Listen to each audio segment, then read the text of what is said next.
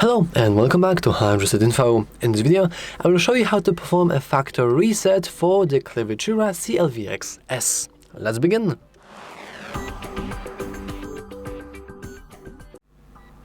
So this is mostly used if you have problems with connections, if you have changed a lot more shortcuts that you can't even remember, and if you basically screwed up in some way.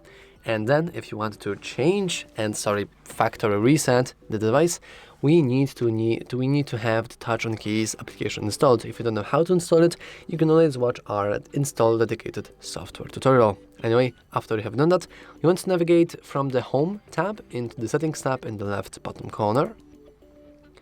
And now we want to go into Device Info, which will scroll our settings all the way down.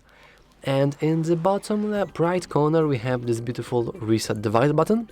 You want to click it. And as you can see now, it will reset device to default settings and all customizations will be lost. So let's go into Device Reset. And as you can see, now our keyboard is rebooting. And now everything is back to its normal state. And I believe that if we go back into settings, we still have, well, actually we barely have anything saved. We don't really have any kinds of handed setup. We don't have the AI setup. Almost nothing is set up. We also have, I believe, singular, the profiles stay. But if you want to remove the profiles as well, we can go back to settings, application, and now let's just reset the application as well. So you can click this, factory reset the application, and now everything, both our device and its dedicated software, are factory reset.